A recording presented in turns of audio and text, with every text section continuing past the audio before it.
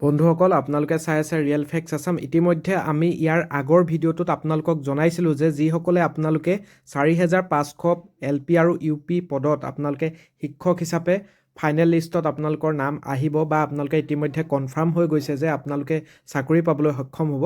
আপোনালোকৰ appointment letter 12 March তাৰিখে আপোনালোকৰ নিযুক্তি পত্ৰ বিতৰণ অনুষ্ঠান হ'ব বুলি আমি জনাইছিলোঁ আৰু বহুতো প্ৰাৰ্থীয়ে এই কথাটো বিশ্বাস কৰা নাছিলে আৰু বহুতে কমেণ্টো কৰিছিলে যে এই নিউজটো ফেক হয় আৰু বহুতে ফোন কল কৰিও যেতিয়া আমাক সুধিছিলে তেতিয়া আমি কৈছিলোঁ যে এই নিউজটো সঁচা হয় আৰু অপেক্ষা কৰিবলৈ কৈছিলোঁ আৰু এই কমেণ্টসমূহৰ আমি উত্তৰ দিয়া নাছিলোঁ।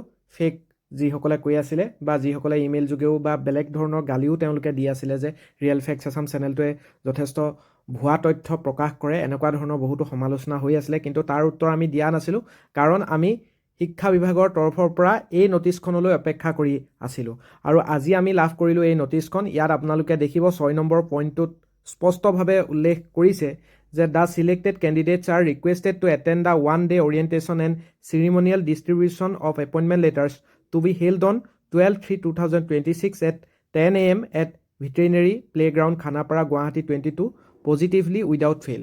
গতিকে 12 মাৰ্চ অৰ্থাৎ এই সপ্তাহৰ বৃহস্পতিবাৰে আপোনালোকৰ এপইণ্টমেণ্ট লেটাৰ ডিষ্ট্ৰিবিউশ্যন কৰা হ'ব আৰু ফাইনেল মেৰিট লিষ্টটো আজি প্ৰকাশ কৰিব। The final merit of 4500 post off LP UP teachers and the final select list of special recruitment drive 2.0 under DEE Assam will be publish tonight at around 10 PM in the official website at DEE.assam.gov.in আৰু আজি আপোনালোকে 10 বজাৰ পিছত district wise merit list লাভ কৰিব।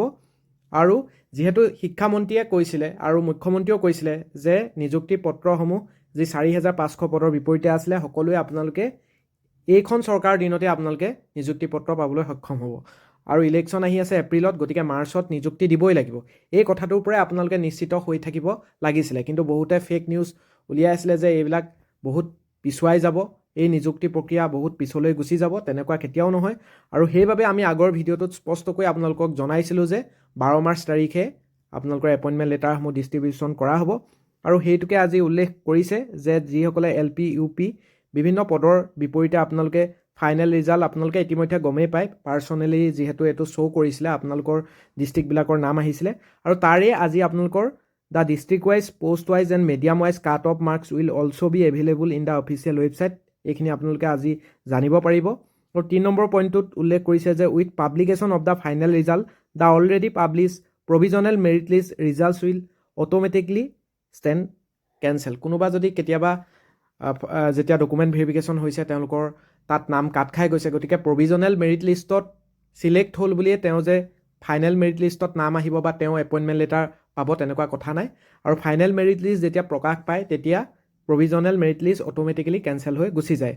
আৰু 4 number পইণ্টটো সেইবাবে দিছে যে any claim for appointment to the post of teachers on the basis of appearance of name in provisional merit list result will not be entertain. গতিকে প্ৰভিজনেল মেৰিট লিষ্টত কাৰোবাৰ নাম আহিলে তেওঁলোকে ক্লেইম কৰিব নোৱাৰে আৰু appointment letters will be issued to those candidates only whose name appear in the final result. আৰু আপোনালোকৰ ডিষ্ট্ৰিক্ট ৱাইজ আপোনালোকৰ পোষ্ট ৱাইজ মিডিয়াম ৱাইজ আজি যিটো ফাইনেল মেৰিট লিষ্ট ওলাব বা যিসকল আপোনালোকে কাট অফ মাৰ্কছ প্ৰকাশ কৰিলে আপোনালোকৰ সেই কাট অফ মাৰ্কছৰ অধীনত আপোনালোকে সকলোৱে চূড়ান্ত তালিকাত আপোনালোকৰ নাম অন্তৰ্ভুক্ত হ'ব। সকলোৱে আপোনালোকে ফাইনেল মেৰিট লিষ্টত নাম আহিলে বুলি ধৰি ল'ব আৰু আপোনালোকে 12 মাৰ্চ তাৰিখে উপস্থিত থাকিব লাগিব গুৱাহাটী ভেটেৰিনেৰী প্লেগ্ৰাউণ্ডত। সেয়েহে আপোনালোকৰ অপেক্ষাৰ অন্ত পৰিল। আপোনালোকে এইখন চৰকাৰৰ অধীনত আপোনালোকে এই বৰ্ষতে চাকৰি পাবলৈ সক্ষম হ'ল, গতিকে আটাইলৈ আমাৰ তৰফৰ পৰা অভিনন্দন জ্ঞাপন কৰিছোঁ।